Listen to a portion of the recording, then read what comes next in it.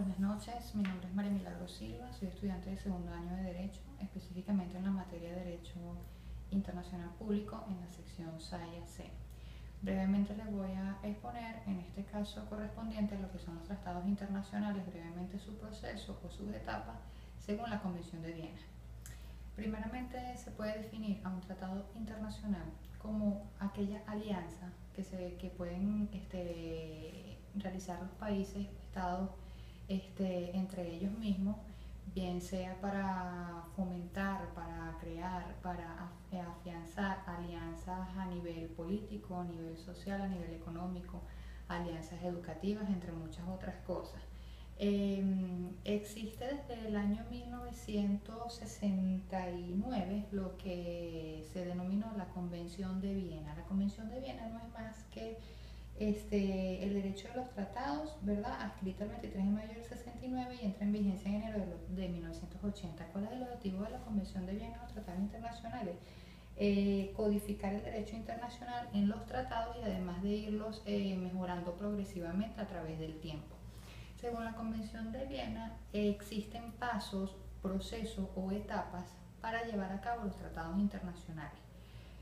Acá les voy a mencionar que los pasos, 7 pasos básicos son la negociación, la adopción del texto, la autenticación, la prestación de consentimiento de forma solemne o de forma simplificada, las reservas, la competencia y el depósito. Antes de este paso del proceso de los tratados internacionales según la Convención de Viena, se pueden decir que ellos también se clasifican los tratados internacionales.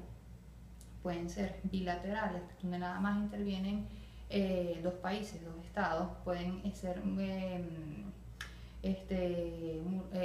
múltiples, que pueden intervenir más de dos países en el tratado. Pueden visualizarse de una manera abierta, es decir, que cuando ya está el tratado realizado, por ejemplo, entre un país y otro, pueden anexarse o pueden incluirse otro país, y los tratados o contratos ya cerrados es que no aceptan la inclusión de otro país cuando ya el contrato del tratado internacional está establecido.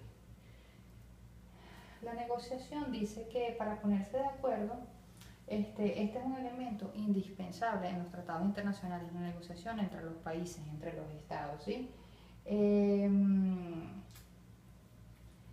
La fase de la negociación puede decirse que es una de las más largas, ¿verdad?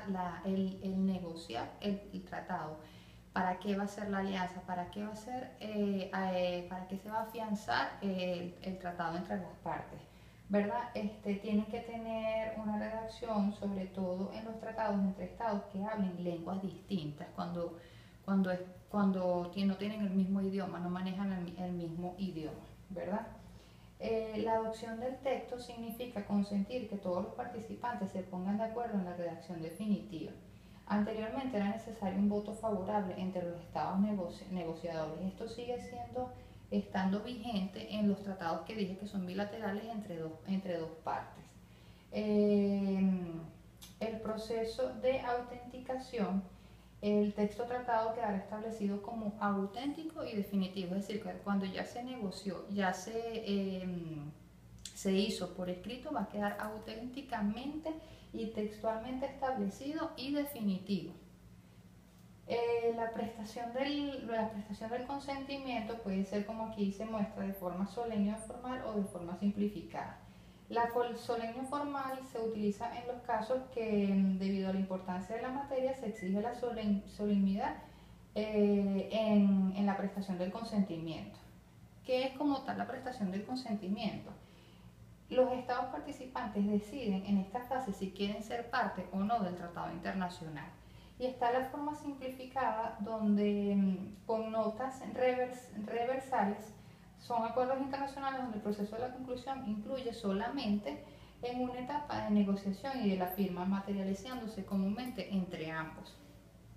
Este es el consentimiento, pues deben estar de acuerdo y consentir, valga la redundancia, el acuerdo entre los dos estados participantes o más estados participantes. La reserva: la Convención de Viena en el 69 establece en uno de sus artículos que Entiende por reserva una declaración unilateral cualquiera que sea su enunciado, ¿verdad? Con el objeto de adherirse, excluir, modificar el tratado de ciertas disposiciones del tratado en su aplicación. Eso significa reserva, dejar como un espacio o dejar como por decirlo así, como una herramienta o como un comodín si en el caso que se quieran excluir o modificar los tratados internacionales entre ambas partes. Por lo tanto, tienen únicamente un sentido respecto de tratos multilaterales, es decir, de dos o más estados entre ellos. El paso 6, que es la competencia nos dice que todas las organizaciones internacionales tienen la capacidad de celebrar tratados internacionales, sí tienen la capacidad, pero se rigen por normas de la Convención de Viena, o sea, la competencia abarca sobre la ley o las normas establecidas en la Convención de Viena. Todo tiene su competencia, como todo país tiene, todos sus estados tienen sus reglas, tienen sus normas, tienen sus leyes. La Convención de Viena es la que los va a tratar y de la cual se van a regir en lo adelante para este proceso, para el tratado realizado. Y el depósito, la figura del depósito, nos dice que la mayoría de los tratados antes eran bilaterales, es decir, nada más intervenían dos estados, ¿sí? Pero a través del tiempo, esto como lo dije al principio, ha ido cambiando. Pueden ser multilaterales, pueden ser cerrados y abiertos, y para esto es necesario un depositario. Cuando se celebra un tratado entre dos estados, estos van a intercambiar y siguen haciendo los instrumentos adecuados para evaluar su ratificación posterior. Para evaluar si luego que, por ejemplo, caduque el tratado internacional, se puede volver a negociar, pues con este depósito se puede volver a negociar el tratado internacional. Bueno, es todo por los momentos. Es un tema bastante amplio, bastante profundo, que en la materia vamos a ir mejorando. Muchas gracias por su atención.